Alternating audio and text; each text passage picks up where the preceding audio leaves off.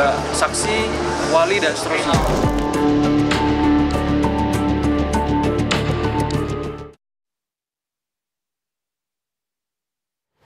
Ya, kita akan langsung bahas hal ini mengenai kawin kontrak sendiri dalam pandangan Islam itu seperti apa sih sebetulnya akan kita bahas bersama dengan Ketua Bidang Dakwah dan Ukhuwah MUI, Kiai Haji Khalil Hafiz. Selamat sore, Assalamualaikum Pak Kiai.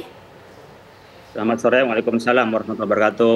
Iya, Pak Kiai, langsung saja ini dari perspektif MUI berkaitan dengan kasus perdagangan orang berkedok kawin kontrak ini seperti apa dan bagaimana sikap MUI soal ini? Ya, sebenarnya kan dari Majelis Ulama Indonesia pernah mengeluarkan 2 fatwa berkenaan dengan kawin kontrak ataupun kawin berjangka ini. Ada yang namanya kawin wisata, ada juga yang sifatnya kawin kontrak ya atau kawin di bawah tangan. Ini banyak istilah di antara kita, yang dikenal di antara kita adalah kawin siri. Saya ingin mengurai satu persatu. Nikah siri itu cukup syarat hukumnya tapi tidak didaftarkan di KUA. Di pencatatan sipil pernikahan kita itu tidak dicatatkan. Ini banyak dilakukan oleh orang dalam maupun orang luar atau orang yang masih belum mau berpisah, artinya seperti kawin gantung itu sudah disah secara hukum syar'i tapi dia tidak dicatatkan. Kita sebut dengan kawin siri. Tapi ada kawin bawah tangan memang tidak benar secara hukumnya seperti yang terjadi dalam kasus ini. Saya yakin walinya bukan walinya yang asli, artinya bukan wali yang memang hak jadi wali seperti orang tuanya atau pamannya atau saudaranya. Kemudian juga memang tidak sesuai dengan syarat rukunnya, maka ini juga tidak sah. Ini disebut dengan nikah bawah tangan oleh kita. Nah, nikah siri yang cukup syarat hukumnya itu sah menurut kita, tetapi kalau mudarat menjadi haram. Jadi antara dua hal yang berbeda, antara akad yang sah karena cukup syarat hukumnya dengan akad yang tidak sah karena tidak cukup syarat hukumnya. Tapi meskipun sah ketika tidak didaftarkan ke catatan sipil, karena seringkali banyak orang menikah tidak dicatatkan itu karena memang tidak ingin membentuk rumah tangga, hanya ingin memuaskan nafsunya saja atau dalam waktu tertentu.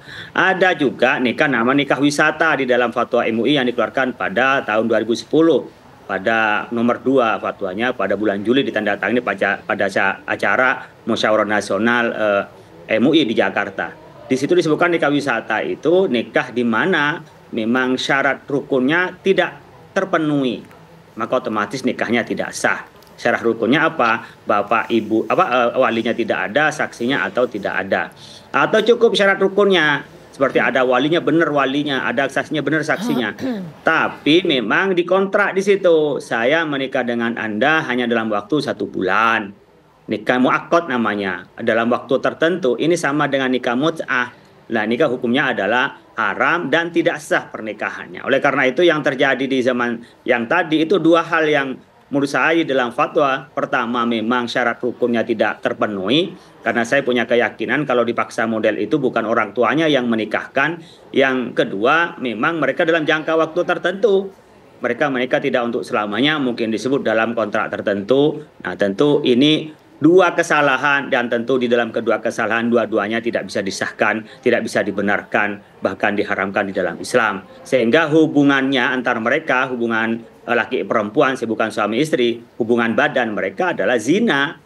Adalah dosa besar di dalam Islam zina itu. Karena apa? Karena merusak keturunan. Kalau andaikan dia punya anak, hamil, itu nggak jelas keturunannya. Karena sah keturunan menurut Islam itu patokannya dilaksanakan dengan akad nikah. Jadi yang dulunya haram, yang dulunya tidak boleh menjadi pahala dan menjadi kebaikan ketika diikat dengan akad nikah yang sah. Oke. Pak Kiai mau kembali menegaskan, artinya memang kawin kontrak ini hukumnya adalah haram begitu? Karena tentu ini masih menjadi contoh bagi masyarakat Indonesia di luar sana. Kedok yang digunakan ini adalah kawin kontrak, Pak Kiai. Itu pertama tidak sah, yang kedua haram. Tidak sah nikahnya baik menurut agama maupun pemerintah atau negara. Yang kedua haram, artinya dosa.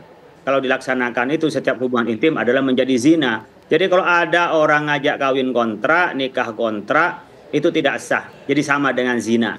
Yang itu kalau bagi orang yang memang sengaja memperdagangkan, ya sebenarnya sama dengan prostitusi. Tidak ada bedanya dengan prostitusi itu. Oleh karena itu, kita jangan terjebak dengan premis-premis nikah. Itu bukan nikah kawin, beda ya kawin menikah. Kawin itu hanya hubungan suami istrinya aja, hubungan badannya saja. Tetapi kalau nikah itu ada syarat rukun yang ditentukan di dalam Islam.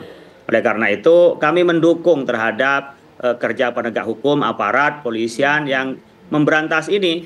Karena ini bahayanya dua. Pertama, bahaya tentu adalah merusak tatanan masyarakat kita, keagamaan kita. Yang kedua, sudah merusak ketatanan kita berdalih dengan agama. Kan dua kesalahan.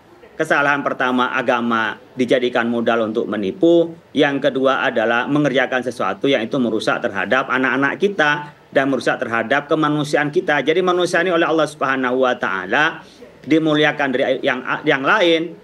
Walaqad karramna bani Adam, Allah telah memuliakan bani Adam, itu diantaranya karena kita ada hifdzun nasli, menjaga keturunan kita. Maka disebut dengan bani Adam karena halalnya keturunan itu dengan pernikahan yang sah. Oke, Pak Kiai, itu tadi soal hukumnya di dalam Islam ya, Pak Kiai. Tapi tadi kita sempat berbincang juga bersama dengan pihak kepolisian menyampaikan bahwa ini kan sebetulnya sudah cukup lama, Pak, dari tahun 2019 dan ini merupakan sebuah jaringan begitu ya. Nah, ini bagaimana komunikasi MUI pusat dengan MUI daerah untuk memutus mata rantai ini? Selain tentu kita juga pasti menggunakan jalur hukum ya, Pak ya?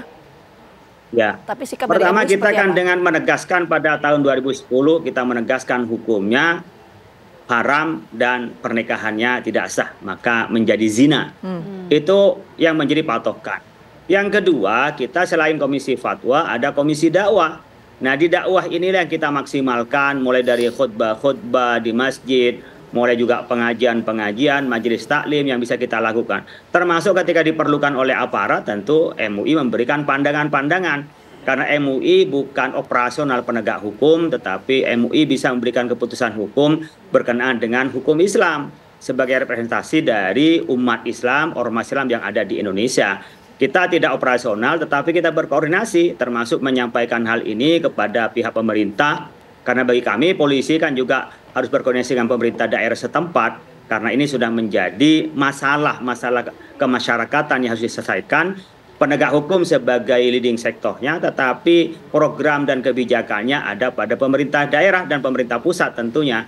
Oleh karena itu kita MUI dari atas sampai bawah kita lakukan dan kita berkoordinasi dengan DMI, Dewan Masjid Indonesia. Kami sekarang lebih mudah berkoordinasi bisa dari pusat sampai daerah dengan menggunakan fasilitas media seperti ini atau memang kita menggunakan fasilitas yang sekarang kita kenal dengan Zoom atau Google dan seterusnya yang kita bisa melakukan koordinasi dengan teman-teman kita para kiai yang ada di leading sektor lapangan, baik yang ada di pengurus MUI maupun kader-kader ulama yang dibina oleh MUI, karena kami mempunyai pendidikan kader ulama tingkatan mulai yang tingkat PDU, pendidikan dasar ulama sampai pendidikan kader ulama yang kita terjunkan ke beberapa daerah, termasuk kami mengirim dai-dai ke daerah-daerah terpencil, ke daerah-daerah yang rawan, itu kami mengirim ke daerah. Itu yang bisa kita lakukan, tapi memang kita bukan leading sektor penegak hukum, kami mendukung terhadap kerja penegak hukum. Seperti yang terjadi seperti ini kami langsung respon dan kami juga berkoordinasi dengan teman-teman atau kiai-kiai yang ada di daerah. Oke, mungkin ini juga walaupun memang MUI ini bukan menjadi lembaga operasional begitu seperti yang tadi dikatakan oleh Kiai, tapi pandangannya ini juga mungkin bisa menjadi rekomendasi dan juga rujukan bagi masyarakat di luar sana. Karena banyak juga yang nampaknya ini salah kaprah dengan definisi kawin kontrak, Pak Kiai, yang tadi sudah ditegaskan juga bahwa hukumnya ini adalah haram begitu. Jadi apa nih yang mungkin bisa disampaikan pandangan dari MUI untuk kemudian memberikan hal-hal positif sehingga banyak masyarakat yang juga pandangannya ini tidak kemana-mana begitu mengenai statement ataupun definisi dari kawin kontrak ini, Pak Kiai. Pertama, kawin kontrak dengan kata-kata kontrak dalam waktu tertentu pasti tidak sah. Jadi jangan cari alasan lain, meskipun sudah orang tuanya asli yang akan mengawinkan atau menikahkan, dia tidak akan sah karena Islam tidak ingin pernikahan itu hanya buat main-main. Pernikahan itu sebenarnya untuk selamanya. Makanya Allah mengatakan melalui hadis Nabi, Abwadul halal indallahi at-talaq. Melalui hadis Nabi, yang karena itu hadis Nabi juga wahyu dari Allah, sesuatu yang paling dibenci dalam Islam adalah perceraian. Memang mungkin barangkali ada orang yang punya anak gadis, pengen segera menikah, ya, orang punya problem masing-masing. Begitu juga gadisnya, apalagi nanti mendapatkan orang dari Timur Tengah, dari Afrika, dari orang-orang kaya, orang kota, dan seterusnya. Mungkin juga dari Eropa dan seterusnya. Wah, ini seakan-akan ada janji untuk kehidupan yang lebih baik dengan pernikahannya. Mungkin tapi oleh karena itu diseleksi dulu orangnya itu dari mana, kemudian akad nikahnya seperti apa. Kalau pernikahannya sementara, ya pastilah itu adalah semi prostitusi yang dibungkus dengan nikah. Sebenarnya tidak ada pernikahan itu karena pernikahannya tidak sah. Oleh karena itu, mari kita menjadi kesadaran kita bersama, nikah itu adalah membentuk rumah tangga, mendidik anak-anak kita, menyiapkan generasi yang akan datang, itu tujuan nikah. Bukan semata-mata hanya hubungan intim, apalagi kita hanya untuk menghalalkan nafsu yang itu tidak dengan cara yang halal, tapi dengan cara yang haram. Oke, baik. Terima kasih banyak Pak Kiai. Semoga ini bisa menjadi pemahaman publik mengenai kawin kontrak dan lain sebagainya, termasuk ada langkah antisipasi yang progresif. Sekali lagi terima kasih banyak Pak Kiai atas waktunya sudah bergabung sama kami. Sehat selalu.